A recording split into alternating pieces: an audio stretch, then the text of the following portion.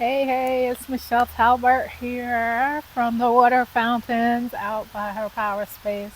I swear, this is exactly why I moved to South Florida. This New York girl, this Queens girl loves her some sun. Melanin popping, right? Anyway, so I just found myself receiving an email and scowling. And I was like, I received an email from an email list that I joined. An email came and I scowled, right?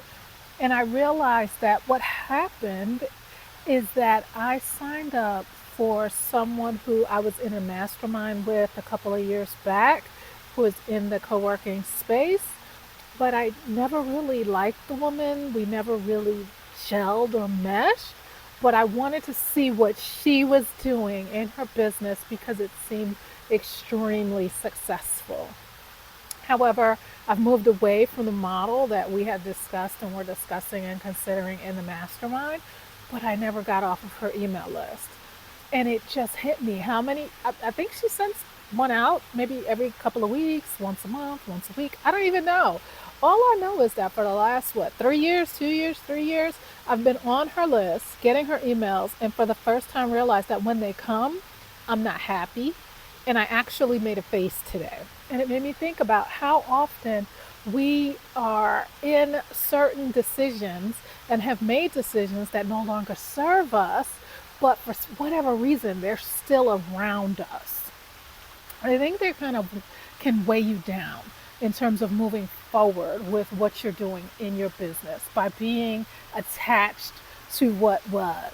And I know I've talked to clients, especially those who are transitioning from full time employment to maybe full time in what was their side hustle, to making that, looking at what it would take to make that their full time endeavor. And I always see this vision of like swinging from a tree on a vine and to move through the forest, right? For those of us who grew up with Tarzan, to move through the woods, the jungle, whatever, holding on to that one, you get momentum. And I think they even have like little parks for kids now, right? You get the momentum. You have to use your body on this one to get the momentum to grab onto the other one, right?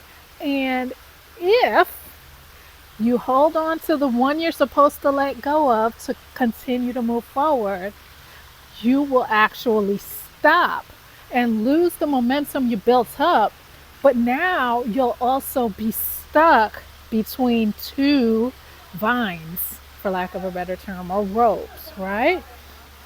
And I realized that a lot of us do this. And when her email showed up in my inbox just now, I realized I had done this. And it also made me think about not just losing momentum, not being able to move forward, getting stuck in between two spaces because I haven't fully let go of the old idea and then I can't fully move on with the new idea. But also, and tell me if this has ever happened to you, sometimes we, due to confusion, due to any myriad of reasons, take on other people's dreams as our own because they seem successful in them. And this happens a lot, especially when new social media platforms come up, right? It's like, oh, you need to be on Periscope. Remember that, right? It's like Meerkat. No, then you need to be on Instagram and you need to be on Facebook. You need to be on Threads. No, you need to be on Clubhouse, right? And this is not a commentary on how long or how well those platforms end up doing. But what it is a commentary on is that having external forces tell us where our next move should be. And it reminded me today about a movie called The Italian Job. So if you've not seen it, just a spoiler alert, I'm getting ready to spoil it. So if you plan to see it, I'm okay with you stopping now, right? However, if you've not seen it, if you have seen it or don't plan to see it, this is a really good movie. It's an ensemble cast, right? Mark Wahlberg, Charlize Theron, Edward Norton, and Mos Def, right? I love it. And it's a caper movie. I love caper movies. Toward the end, Edward Norton, as he ends up usually being in movies, ends up being a bad guy, right? And at the beginning of the movie, when they're plotting this caper, this big, I never have to steal again type money that they're going to do with this heist, everybody names the thing that they would get with their money. So whether it's a kind of a stereo that would blow your clothes off, or a villa in Italy, or some type of car, everyone said the thing that they knew that they would spend their money on once the caper and the heist was done, except for Edward Norton. Fast forward, Edward Norton steals from all of them, and they catch up with him and realize he has actually purchased everything that was the dream of the other folks in the crew. And what they realized was he had no vision for his own future with that money. He had no vision, so he borrowed everyone else's.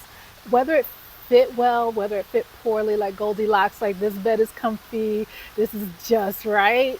It didn't matter to him. He would sleep in Mama Bear's bed and Daddy Bear's bed, Papa Bear's bed, because he didn't have a vision for what it looked like to have his own dream, goal, vision. And so I wanted to pop in today because I saw the overlap in having someone else who I thought was successful influence how I now wanted to maybe create a blueprint for my business, and incorporating that in a way that no longer not only doesn't fit my business, but also made me feel badly because number one, I didn't like her, and I just there was nothing positive about getting the information from her.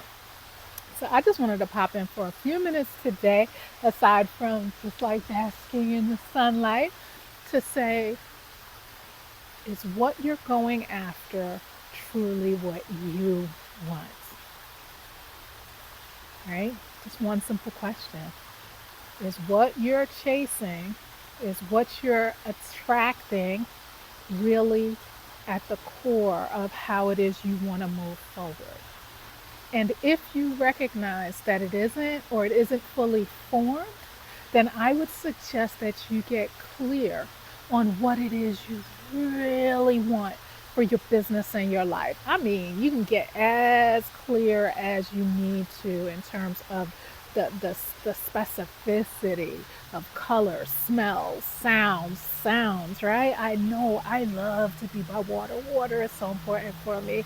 I manifested a place that I knew would be on the water when I created the idea for having her power space, right? And so I just want to come in because, yes, that was a goal then 5 years ago. Now it's like, okay, for her power moves the squad.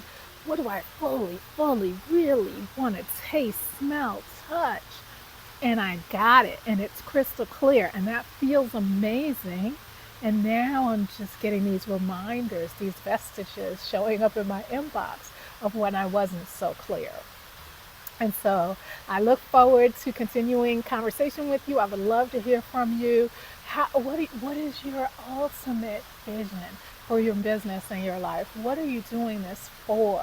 And make sure, let me know, is it for you, or is it someone else's idea of what you should have, or it's an idea that you thought because someone else is successful in it, you should also pursue it?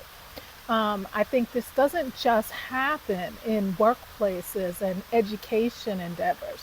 This happens in entrepreneurship as well. Anyway, so I look forward to hearing from you. I'm Michelle Talbert. Her Power Moves the Squad.